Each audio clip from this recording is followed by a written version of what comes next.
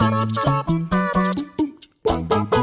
everybody, welcome to Our Culture Gaming. I'm Scott, joined by Josh. Hello, man. Hello. Now there's some interesting details in regards to the next From Software game, Sekiro, whatever you want to call Shadows it. Die Twice. Shadows Die Twice. Turns out 9 to 10 people managed to get in and see this game at a little-known convention, let me get the name right, called Animation Comic Game 2018 in Hong Kong. Obviously, From Software being very specific, very particular with who they're letting see the game, but it seems Not like it's us. quite far along. Yeah, not us, not any sort of mainstream sites. But the big takeaway is that there's been a host of gameplay details came from this because it was a substantial chunk of gameplay.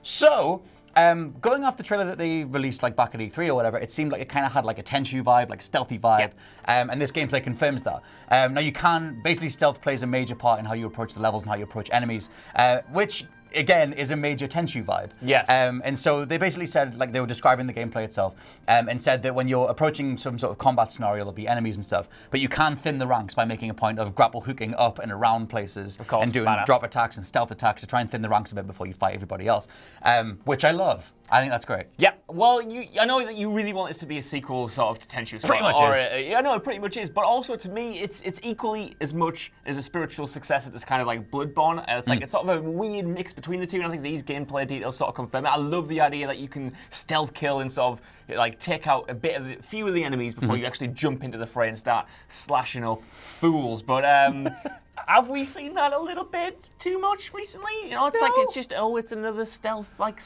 when was the last stealth? You said this before. When was the last stealth game? Metal Gear? That was no, but this isn't. That's what I mean. ago. This isn't like a true stealth game. You know what I mean? This isn't like fully focused on stealth. This is sort of like an action game with stealth mechanics, which is pretty much every action game at the moment. And I'm sure From Software will do it spectacular, but it seems to be a kind of, I don't know. It's like an amalgamation of multiple styles, and they've never done that before, and it's exciting. But is it just following market trends? I'm really confused. I don't think it's following market trends because we haven't had a high-profile stealth game. I can't even think of any apart from Metal Gear. That was 3 years ago. That must have been the last one. Maybe. But if you go back to Tenchu, that series was obviously always very stealth focused, but the way that the combat works, even if you go back to it now, you can see the seeds of what would eventually become demons in Dark Souls.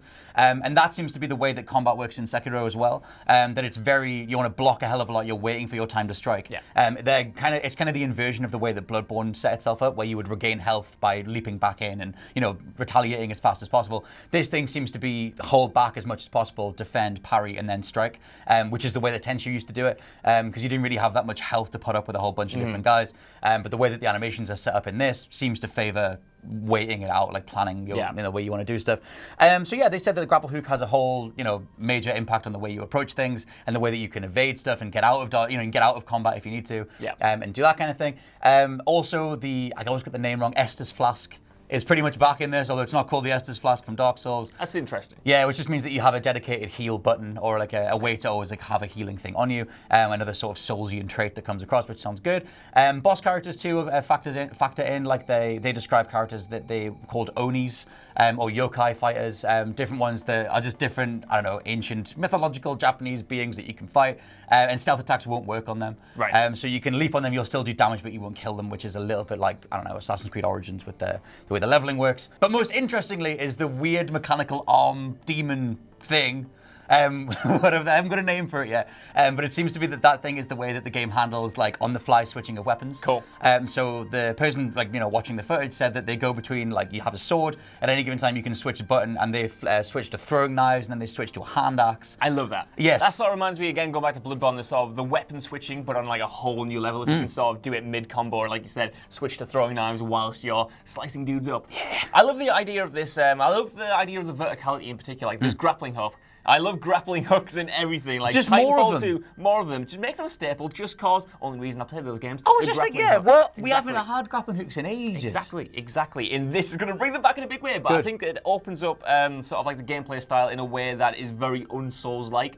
Yet, like you said, with that sort of, even though it's fast-paced, like you said, kind of the way you have to approach combat is far more considered than the trailers may have made it appear so far. So you sort of do keep that tension of Souls whilst opening up sort of like the agile agile movement of your character, moving all around, and just different planes of combat I'm really interested in. On Dark Souls and Bloodborne, you were very stuck to the ground. You could roll and stuff, but you couldn't, you couldn't jump around, you couldn't really move unless you had to, climb stairs and stuff. I think it gives it a definable identity. Like I said, it's going up against, the Souls series and Bloodborne. So if Sekiro can carve out a stealth niche alongside the games that are kind of more cerebral or more brutal or whatever, then I like that. I do have 3 words for you, though. Come on, then. Giant snake boss! Damn right, what's that? I want to know. There's a giant white snake boss, not the 80s band coming back with a vengeance, but an actual that's what I snake thought you meant. boss. To be fair, that would be better. But some of the footage goes into, I don't even know if the main guy's called Sekiro, maybe he is, going up against a giant snake boss. I think he's called Shadows Die Twice. He might be Mr. Twice. Yeah, and so he's going up against this giant snake, which again confirms that they're going to be going forward with the more mythological elements, the more fantastical elements, the more over-the-top Soul-style bosses, which is cool.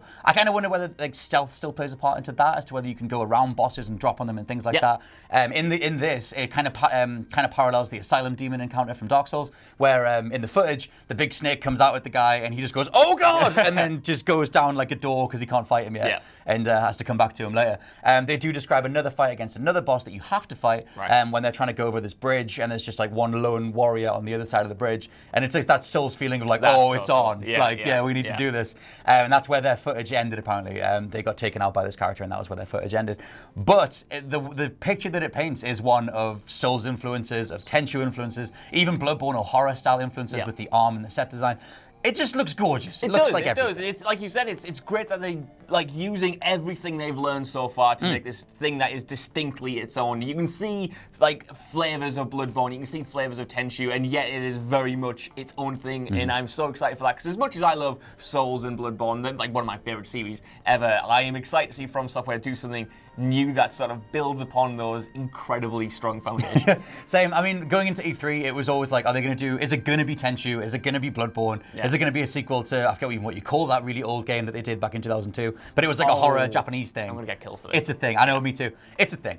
And it was always going to be, is it going to be a sequel to one of them? Turns out it's a sequel to everything. It just seems to be that all their major influences are all rolling together, which couldn't have turned out better. But will it be the best sort of samurai-inspired game coming out? Because we've got a lot of them now. We've got even your beloved Neo 2 on its way. Baby with Neo. Ghost of Tsushima, of course. I still make a shout for Neo. If you like the look of Sekiro and you want to get stuck into a game that is Eastern themed with all those trappings and all the mythology and all that kind of stuff, love the word mythology, said it 3 times now. Play Neo. It's so good and it's so just overlooked. It just seems to be the people that aren't that bothered about it. I've never met anyone who loves it as much as you. Oh God, it's perfect. I'm sure it is. Oh, every day I tell Josh to buy it, and every day he goes, no.